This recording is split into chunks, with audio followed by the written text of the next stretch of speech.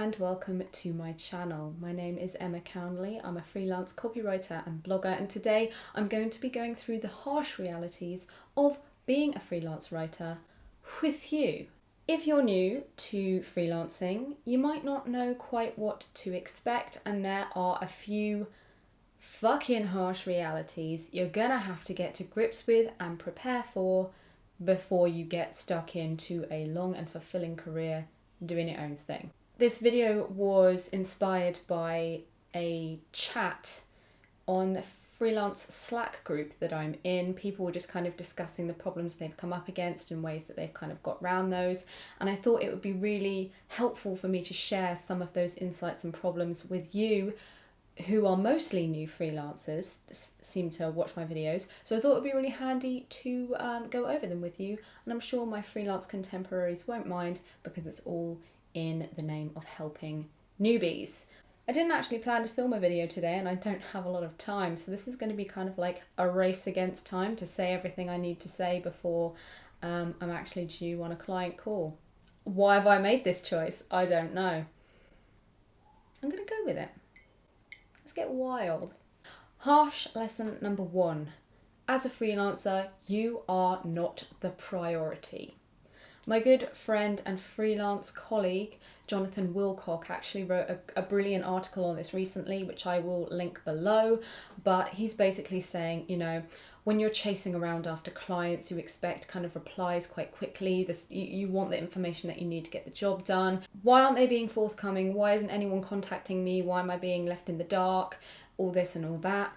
And obviously, sometimes as freelancers, we need to be brought back to the reality that we're not the priority. In a business, there's a lot going on. People are spinning multiple plates.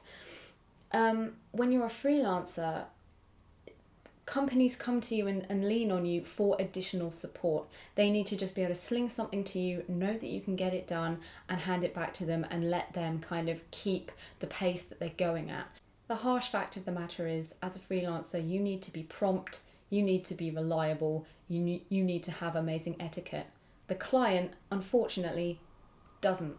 These companies are busy, got a lot going on, and letting you know that you did a great job on that last article may not be top of their list of shit to get done, you know? There's people relying on them for the business to keep ticking over and keep making money. It's a blow to the ego, but there we go. There we are.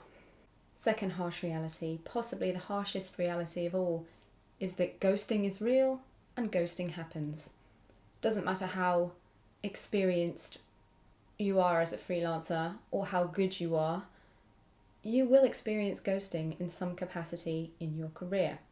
The most common ghosting is when a new prospect reaches out to you. They've got, they want to find out if you're right for a job. They want to solicit you. You get really excited, think that you've landed a job, for that client to never ever call you again.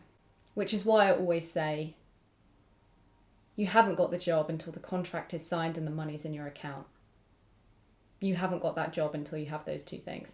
It doesn't matter what the client says or whether or not they truly believe that they're going to do this project and that they need you. Until you have that signature and that money, you do not have a job. You could be ghosted at any time. Even if you've managed to secure an in-person meeting and you go and see that client, you can still be ghosted. Even if you've been asked to write up a proposal and you've really smashed it and you send it along and they seem delighted with it, you can be ghosted. Even if you've written up a first draft and submitted it, if you do not have those signatures and that money, you can still be ghosted. The way you can kind of combat ghosting or protect yourself against it is to only agree to 20-minute long initial chemistry meetings with brand new prospects, just to make sure you're not investing a lot of time and effort going to an office, having a 2-hour meeting, really getting into the bones of something and get excited about working on it. Don't do any of that shit until you have the money, okay?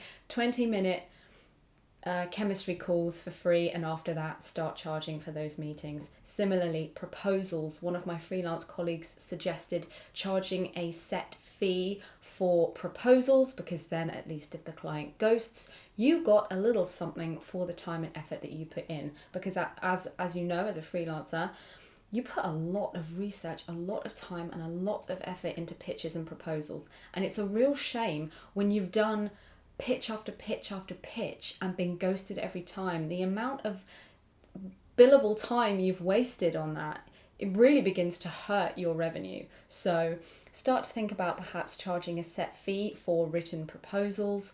And one thing that I have been made aware of recently is that Joe Jeffries has started saying that he will charge for initial phone calls an hour long and then deduct that from the final fee if you book the work within 14 days or so, which is great. Another fantastic antidote to ghosting. What you want to do is try to protect yourself and try and get a little bit of money or a little bit of security before you put the time down, because as we like to say here on this channel, your time is revenue. It equates to revenue. The more time you spend in meetings, writing proposals, having calls, chasing around after clients, you're not earning anything for that. It starts to mount up, you know? It's not ideal. That leads me on to the next harsh reality, and that is if you don't balance your rates with the time spent on tasks, you will never make ends meet. You'll never make a good living as a freelancer, and you'll never have good financial incentive in your work. What we're trying to do is work less and earn more. Not in a sense of we're being lazy, but if we only have 3 booked days for the week, but we've earned a great wage from it, we can then use those other 2 days to pitch for great stuff or develop our own business or, you know, get our shit in order. That's what we want to be doing. We don't want to take shit job after shit job and just fill up and work ourselves into the ground for nothing when you could be working less and earning more. That's what the goal is. So you need to make sure that your rates are fair compared to the work you're being asked to do for it. I've got plenty of examples of how this goes wrong and how you can correct it. So I'll put some links for you in the description box below, just on massive pitfalls with regard to content mills and bidding sites, for example, where you're doing a lot of jobs for not a lot of money versus doing one amazing job for a great fee and spending good time and good effort on it. It's great for the work satisfaction, I always think. Next harsh reality is that clients do not often read the contracts that they send to freelancers. In most cases, the company's solicitor or legal team has a set template that they use for contracts.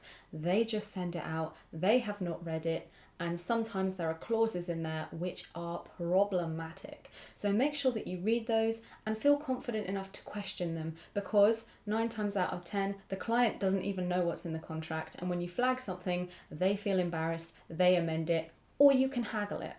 So for example, one of my freelance colleagues recently pointed out that she had read a contract she'd received, and there was a clause that stipulated the client was allowed to come to her house to check the security of her filing cabinets.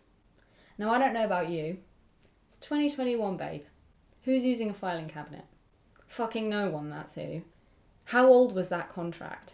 They also might add in clauses that you're not allowed to share the work, that the copyright belongs to the client even before you yourself have finished writing it, which is in direct contrast to what I have in most of my writing agreements, which says that the copyright of the piece remains with me until the final fee has been paid by the client, and then they're free to do with the work whatever they like. If you're signing something which says you don't even own the stuff you are currently writing or the stuff you are about to write before you've written it, that's some fucking bullshit right there. Also, you may come across clauses which say that the client can refuse to pay you if they don't feel you have sufficiently fulfilled the job. But what does that mean? What does it look like when you haven't sufficiently fulfilled the job? If they haven't set those parameters out, they're giving themselves a get out of paying a freelancer free clause. And we don't want that shit. So always read your contracts, because there will be times when the client hasn't even read that shit and you could be signing away your fucking earnings. This also kind of links back to ghosting. If you don't get that 50% deposit up front before you start work, you are liable to lose out on the fee. It does happen, and unfortunately, it happens more frequently than many freelancers would care to admit. I recently was trying to help a young freelancer through a situation in which he had been denied payment by a client, and unfortunately the sum he was owed wasn't quite enough to warrant getting a debt collector on the scene, but was substantial enough to really fuck him, basically. And he didn't have business insurance either, and he hadn't taken a deposit. So he really had nothing and had to let that go. And oh my God, how it fucking stings. I would recommend always get business insurance so you can claim some of that fee back. And try to always take a deposit, especially if it's a really big chunky project or a brand new client, because you just don't know. Next up, harsh reality is that crap briefs are fucking common. Common as hell. And the longer you've known a client, the lazier they'll probably get with briefing, because you know them. They're like, oh hey, can we just have an article on this? Boff. You know, type out an email, one-liner, send it over, expect you to catch the gist, when in reality, you're going to need a proper brief for almost everything you do. So the reality of the situation is that if you do not get the information you need to do a good, thorough job, or to at least know what the fuck you're supposed to be doing, no one's going to give that shit to you. It's up to you to get it. So I would always recommend having your own briefing template, making sure the client has a copy of it and encouraging them to fill it out each time. Or if they just don't have the time, get them on the phone, get a little dictaphone in the background there, go through the brief, ask them the questions and fill it out yourself, right? So they feel like they're not making a lot of effort, but they're actually giving you all the info they need on a quick little call. Should only take 15-20 minutes, and it ensures that the work is amazing. There's nothing worse than feeling like you're taking a shot in the dark because you just don't know what you're supposed to be doing. So crappy briefs, they're everywhere, and it's your job to make sure they don't happen to you. Final point, and it's a harsh one, it's brutal. Your copy can and may be changed after publication. Is there anything worse than crafting something amazing? It hits the tone of voice. It's strategically formatted. It is a work of fucking art. Everything about it is designed to achieve the final objective. And you hand it off and the client says that it's amazing and that they love it, and then they pay your invoice and you really feel excited for that shit to go live. And then it goes live and you look at it and you think, someone's had their dirty hands all over this and it doesn't fucking make sense anymore. And it now sounds shit.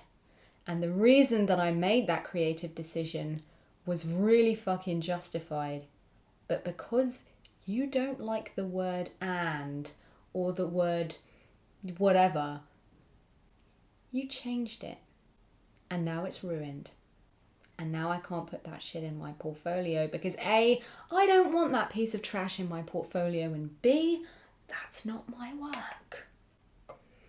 I'm not bitter about this, by the way.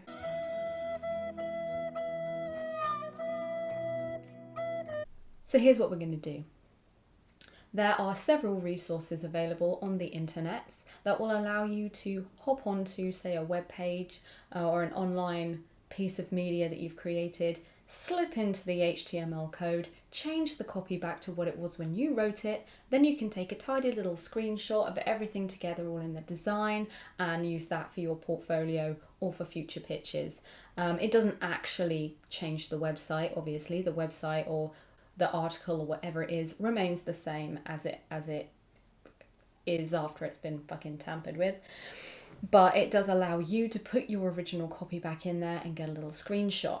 I've also in the past had to use the Wayback Machine to go and reclaim something that I had written in its previous perfect state before it was taken down or changed. Also, if you're sent a final proof within the design, I would always take a cheeky little screenshot of that to save and keep, because there is every chance that that will be changed after it's left your capable hands. So make sure that you're capturing your work as you intended it to be wherever you can, because it can and will be changed.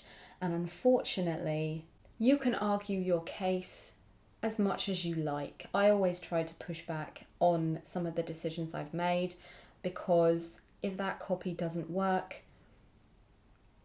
that will be your fault if you've not said anything. They're hiring you because you're an expert. So if you don't guide them with your expertise, you're doing them a disservice, and why are they even paying you then? Do you know what I mean?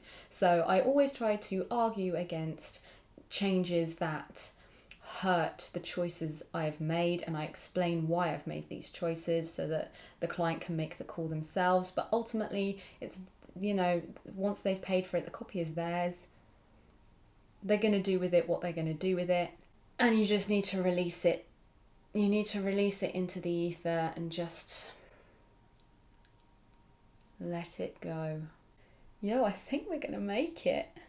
I think I've managed to record this video in time. Way! I hope you found this useful here today. If you've got any questions, you can leave me a comment in the box below or find me on Twitter at @EJCownley, and I will happily answer the questions for you there. If you enjoyed this video and found it useful, like, subscribe, be a friend. A little bit of tit for tat, I gave you some free advice. Perhaps you'd like to give me a free thumbs up or a free subscribe. It's free to subscribe, by the way, did you know? And I'll see you back here, same time, same place in 2 weeks for more Kiss My A's. Take care and peace out.